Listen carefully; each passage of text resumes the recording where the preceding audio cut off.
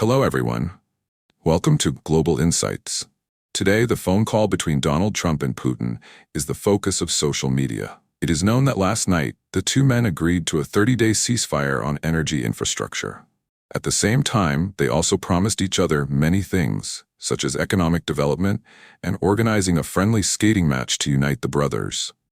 This is an agreement that many experts are saying is leaning towards Mr. Putin's victory, when everything is still going according to his plan. Mr. Trump clearly has not done what he said in the media. During the campaign, he said that Russia and Ukraine would have to cease fire within 24 hours when I took office. But after taking office, he said that was just a joke, and then that day he said that there had to be a ceasefire for 30 days. But as of today, it is only a 30-day partial ceasefire, not a full ceasefire.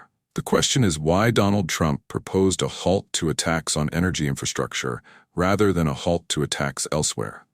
The answer is that after being pressed by Putin, it is clear that only a ceasefire on energy facilities is the most feasible agreement. But now that there is a total ceasefire on the front line, how do you say there is control? The only thing that cannot be moved is the power plants, so if they are hit, you will know who the culprit is.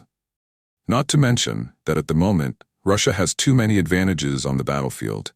They are in no hurry. Mr. Putin, he is a billionaire with time. The people who need to hurry are Donald Trump and Ukraine. So Trump will definitely have to propose a softer option.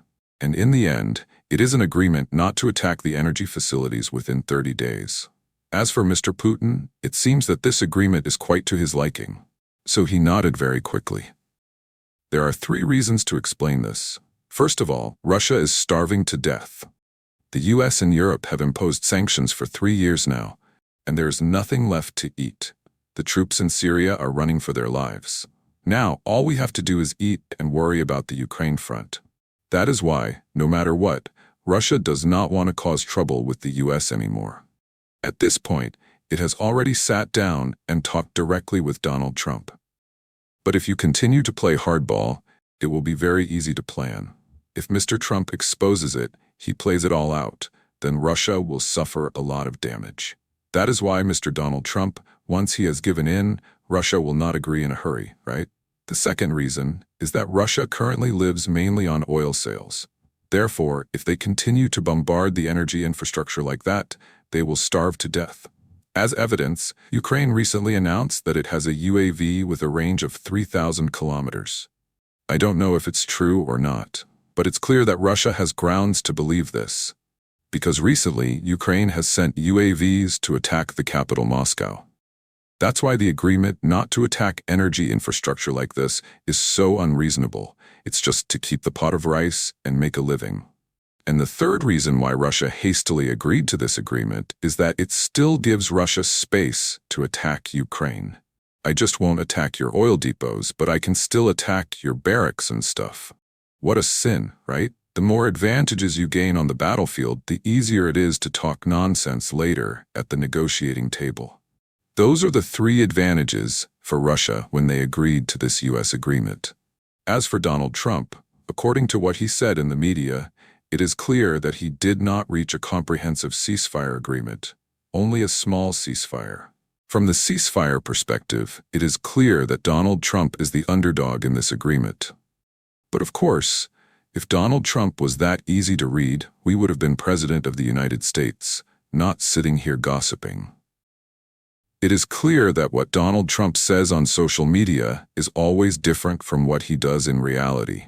He often gives an exorbitant price that the other party cannot accept, and when he bargains down, they immediately feel it is a bargain. That is why only Donald Trump knows whether this deal is in line with his expectations. Obviously, Donald Trump also gets a lot when this deal is signed. First of all, he shows his own position as well as the position of the United States. Whatever you say, at least up to now, only Donald Trump has the ability to bring Russia and Ukraine together. To reach a ceasefire agreement is really too difficult. How can you cool a pot of boiling water down to 0 degrees Celsius? You have to do it slowly. Everything has to be done slowly. A sudden change in temperature can easily ruin things. Obviously, this agreement has given the US too much power in the world. China has also tried to negotiate, but it has not worked. This game is the game of the bookies from the United States, while the bookies from China, Malaysia, China are still young. Second, when the energy facilities are not attacked, it will help stabilize the world's oil prices. This will help the US to control inflation in the current situation of trade war with all countries. The third benefit for the US in this is that they can reduce the amount of weapons aid to Ukraine.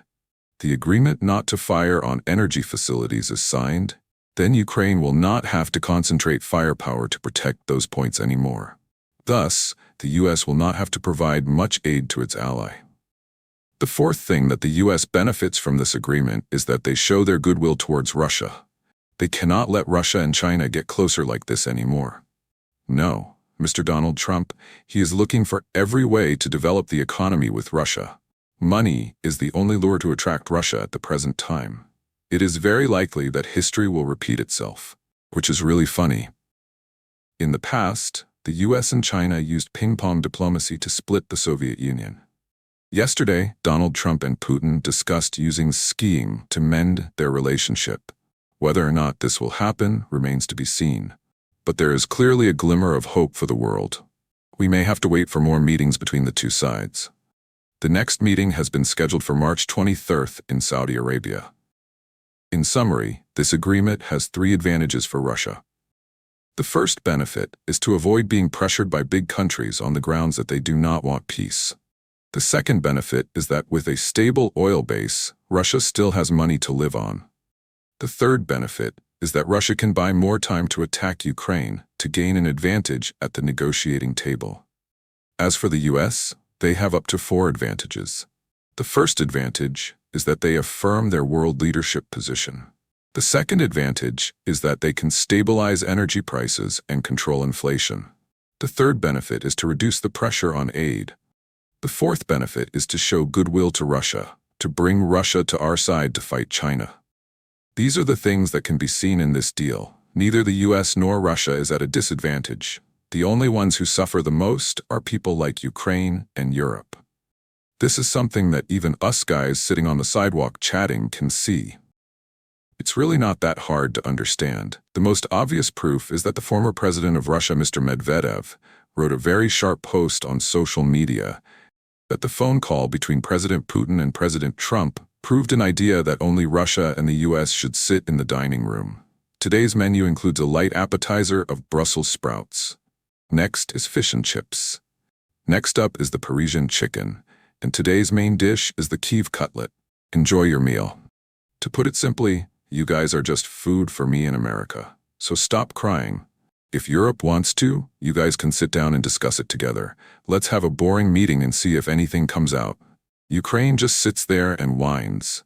How can Zelensky have the right to decide the fate of his country? This agreement is called by a pejorative name. It is the Ukraine Peace Agreement. In fact, it is an agreement to divide the Ukrainian flesh equally. In the end, this world still operates according to the law of strength and weakness. It does not operate according to the law of right and wrong. Who decides the battlefield? That guy will have the advantage at the negotiating table. Whoever has the advantage at the negotiating table will have the right to decide his own fate. That's it. The thing that comes to its house, it can't even take care of it. Have to ask someone else to take care of it. Then how can he have the right to open his mouth to talk about benefits? That's why. So, if you already have a house to live in, you have to take care of it. Otherwise, if the neighbor comes over and takes it away, it will be miserable.